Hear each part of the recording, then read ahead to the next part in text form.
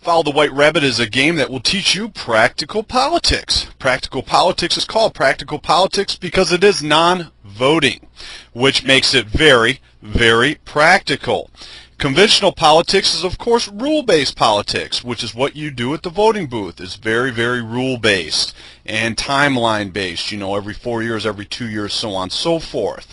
And full-spectrum practical politics is engaging and taking out an opponent or a system or a corporation, so on and so forth, by any means necessary under the rules or under the laws, but never breaking the rules or never breaking the laws. But to understand anything, we first have to teach you practical politics, which is non-voting politics. The first basics are the art of staying on point or using a talking point and being able to say it over and over again to make your point, not arguing, just making a point. But this is an introduction again to Follow the White Rabbit, and Follow the White Rabbit is a game that will teach you practical politics. Something that just came to my attention is what happened with the COINTELPRO, or counterintelligence, what the government's doing in some of the dealing steel ends of the white nationalist racialist community. It's nothing really new, but you know, I was asked again. I mentioned Hal Turner, I think on my first broadcast, because his blog was getting so many hits.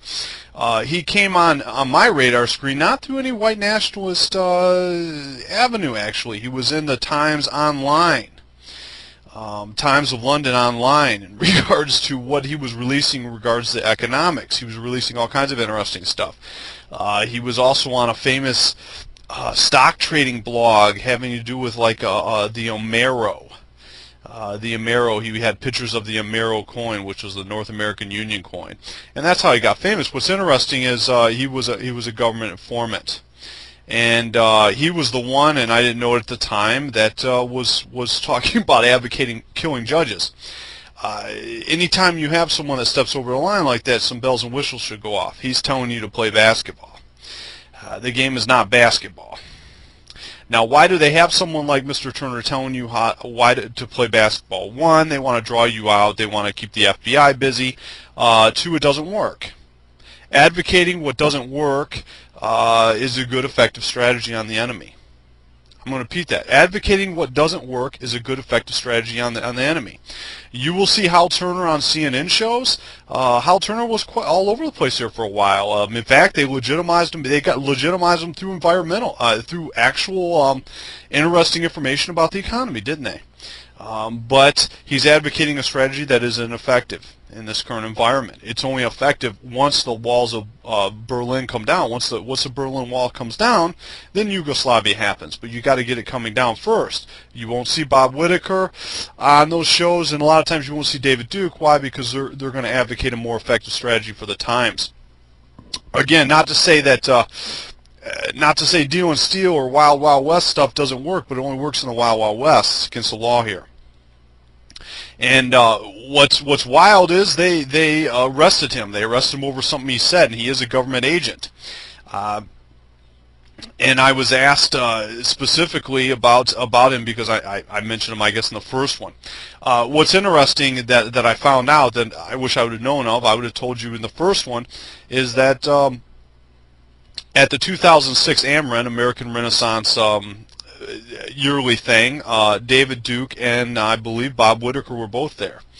And David Duke had commented to a friend of a friend that was telling me about Hal Turner just the other day, or just in the last 24 hours, that they had informed him, one or the other had informed him that he was dangerous.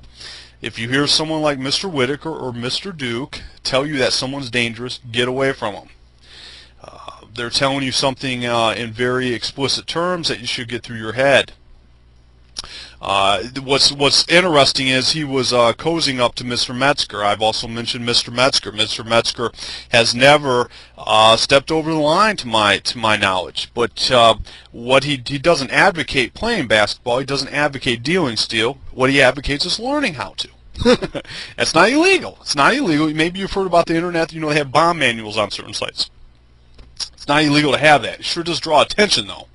The problem with drawing attention is a lot of times you draw characters like Mr. Turner into your life indirectly. And a lot of times Mr. Metzger will not get busted. He's been called into a grand jury to give grand jury testimony. Mr. Metzger will never be busted under something he does because he's too slick. What happens is Mr. Metzger indirectly, because he advocates playing basketball, other basketball players who advocate, or in other words, he only advocates learning about this type of stuff. Other ones come around like Mr. Turner and try to set him up. Or, in this case, the Mahan brothers, M-A-H-O-N, Dennis, Mahan, I don't know anything about these characters, but they got big mouths, and they're accused of shipping off a bomb to a diversity consultant. Now, how is that a revolutionary act? I don't know. It's not going to start a revolution. If Timothy McVeigh didn't start one blowing up a building, if Al-Qaeda didn't start one by drowning a whole building, you're not going to do that by mailing a package to diversity consultant. If he did it, he's innocent until proven guilty. But they're calling them all into a grand jury testimony, and now they got Hal Turner arrested. Well, that's how that works. Now, why would they arrest Hal Turner if he works for a government? Well, he's a traitor. Our enemy owns all traitors. That big red hippo owns them. Maybe that enemy thinks they can make Hal Turner testify against all these guys. Maybe he knows them, or maybe he hung out with them. Apparently, Mr. Turner had an association with Mr. Metzger at one time. But that's how that works. Mr. Metzger will probably never be busted on anything he does, because why?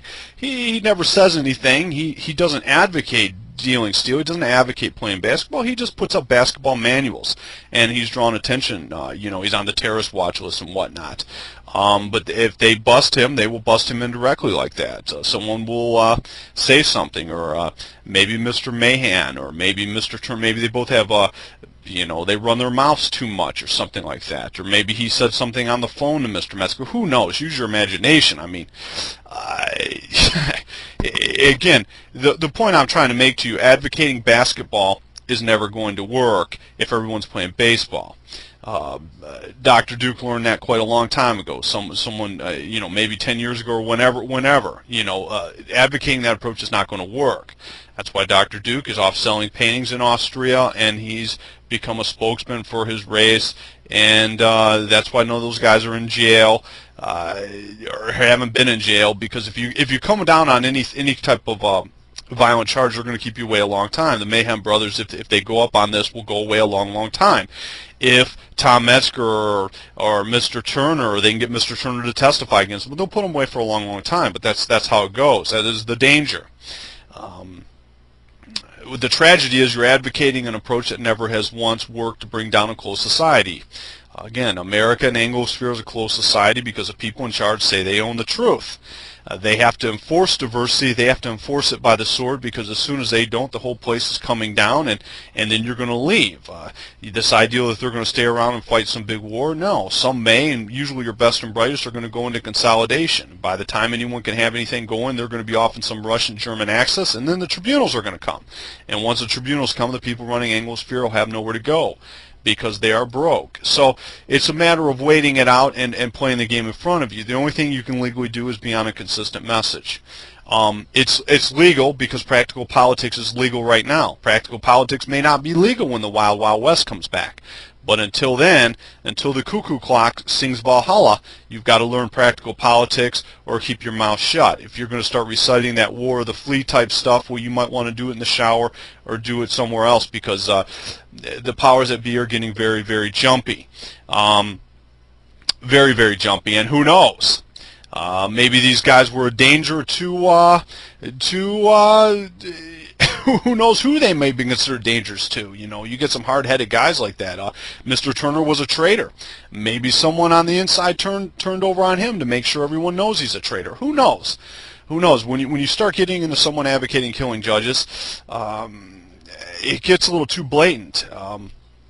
In Canada, the way this stuff works, COINTELPRO, Canada became quite famous recently when it was revealed that the country's largest neo-Nazi organization under government was built under under the government. In other words, one of the actual Jewish organizations up there in the government, or something along those lines, it came out in a book that they helped build up a Nazi organization. Why would they want to build a Nazi organization? Well, if you have an organization like that running around protesting at the at immigration rallies and whatnot, what it does is it delegitimizes a mainstream view.